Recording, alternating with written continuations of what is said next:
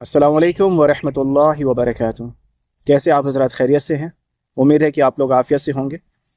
जनाब, आज की ये वीडियो स्पेशली इस मकसद के लिए बनाया जा रहा है ताकि हमारे अंदर जो है तहक़ीक़ का जज्बा पैदा हो जाए। हम शरीयत के कोई भी अमल जिसको लोग हमारे सामने पेश करें या होता हुआ देखें, उसके अंदर हमें तहक़ीक़ का जज्बा हो। हम पहले तहक़ीक़ करें कि इसकी शरीयत में क्या हकीकत है। मसलन दूसरी बात ये है कि हम जो है लफ्ज़ों के माने पर भी गौर किया करें। मिलाद विलादत से निकला है, विलादत, मिलाद, मौलूद, ठीक है। किसी की पैदाइश के ताल्लुक से जो होती है विलादत, उसको मौलूद, मिलाद इस तरीके से हम लोग कहते हैं। तो हुज़ूर पाक सल्लल्लाहु अलैहि वसल्लम की जो मिलाद यानी कि पैदाइश, हुज़ूर पाक सल्लल्लाहु अलैहि वसल्लम को दुनिया में आना, ये बाइस खुशी, बाइस रहमत है ना, ये बड़े ही खुशी की बात है। और हुज़ूर पाक सल्लल्लाहु अलैहि वसल्लम हमारे नबी हैं, हम जिस उम्मत में हैं, इस उम्मत के नबी मोहम्मद सल्लल्लाहु अलैहि वसल्लम बहुत बड़े फ़ख्र की बात है, खुशी की बात है, ठीक है। तो हुज़ूर पाक सल्लल्लाहु अलैहि वसल्लम की आमद पे खुशी मनाया जाए, है ना। लेकिन खुशी कैसे मनाना है? जिस तरह हुज़ूर पाक सल्लल्लाहु अलैहि वसल्लम ने खुशी मनाने का तरीक़ा बताया है, ठीक है। यहाँ तक कि हुज़ूर पाक सल्लल्लाहु अलैहि वसल्लम ने गम बताने का तरीक़ा बताया। हुज़ूर पाक सल्लल्लाहु अलैहि वसल्लम ने दीन की जितनी भी बातें सारी बताया, हमें यतीम बना के नहीं छोड़ा कि अब हमें किसी और नबी का आने का इंतज़ार करना होगा ये चीज़ पूछने के लिए क्योंकि हमारे नबी ने बताया ना हो, ऐसी बात नहीं है।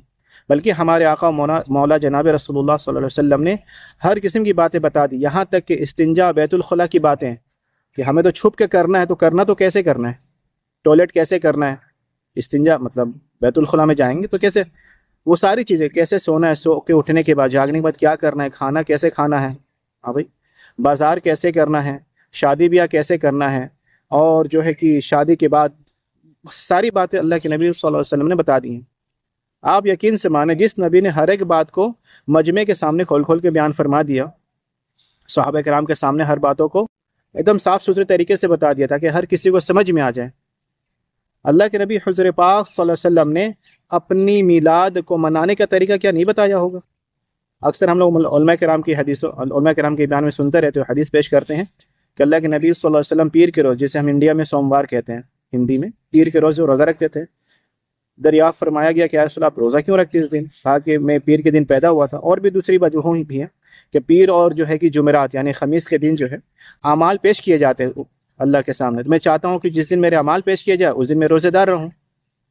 और भी बहुत सारी फ़ज़ाइल बताई गई हैं पीर के रोज़ रोज़ा रखने का मकसद क्या था, ठीक है। तो भी दोस्तों बुज़ुर्गों, हमें जितनी कहा गया ना कि इताअत क्या है, इताअत तो यही है कि अल्लाह के नबी ने जो कहा वो करना, जैसे कहा वैसे करना, और जितना बताया उतना करना। इसे हम कहते हैं शरीयत, इसे कहते हैं दीन, इसे कहते हैं इताअत।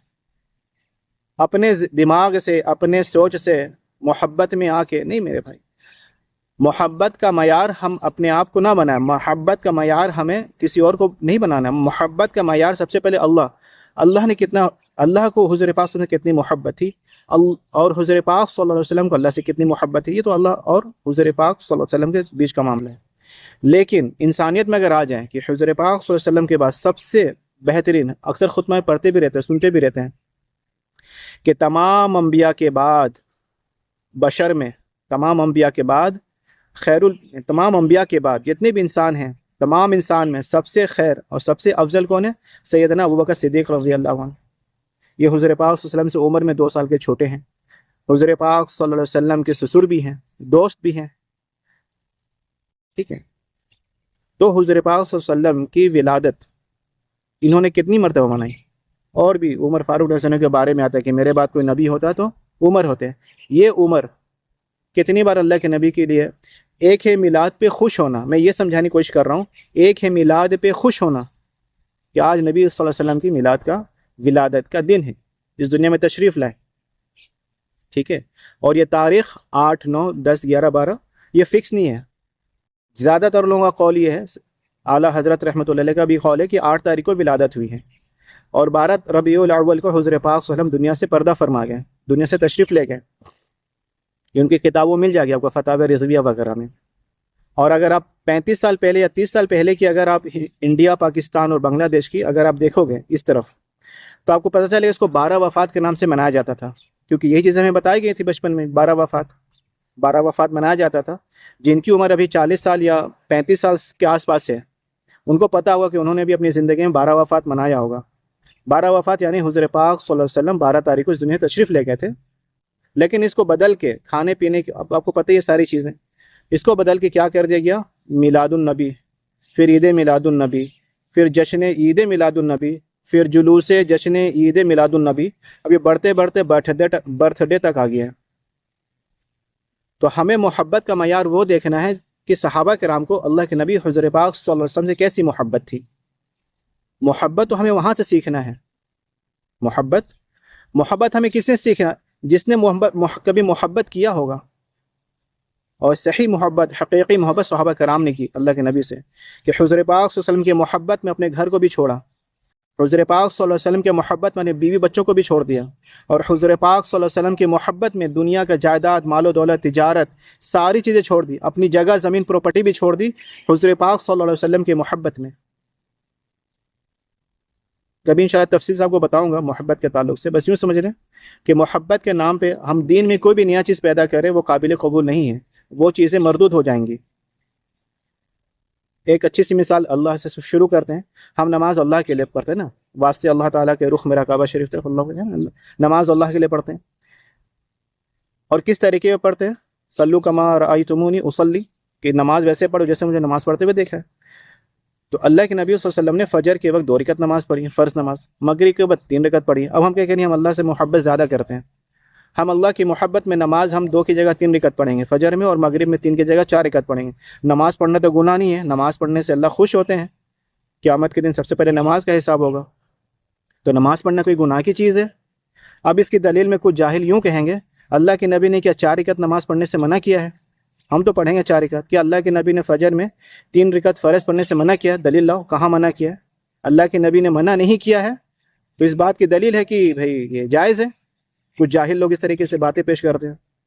تو دوستو بزرگوں، ایسے بہت ساری مثالیں ہیں. ٹھیک ہے، شریعت وہ نہیں ہے بھائی جو ہمارے دل میں بات پیدا ہو. شریعت وہ جس پہ اللہ کے نبی کی مہر لگی ہو، وہی شریعت ہے. اطاعت، جیسے کہ پہلے بھی کہا میں نے کہ اطاعت اور شریعت وہ ہے کہ اللہ کے نبی صلی اللہ علیہ وسلم جو باتیں کہیں، جتنی کہیں اور جیسے کہیں ویسے کرنا. اس میں اپنے ذہن سے، اپنے دماغ کا استعمال نہیں کرنا. بعض لوگ مثال دیتے جی اللہ کے نبی کے زمانے میں مائک نہیں تھا، اسپیکر نہیں تھا، ابھی پہلے بھی لوگ علماء کرام منع کیے، اب جو ہے کہ جائز ہو گیا. بھائی جیسے کہ بعض جاہل لوگ یوں کہتے ہیں کہ اللہ کے نبی صلی اللہ علیہ وسلم خوشی مناتے تھے روزہ رکھ کے، تو روزہ رکھ کے خوشی مناتے تھے نا بھائی.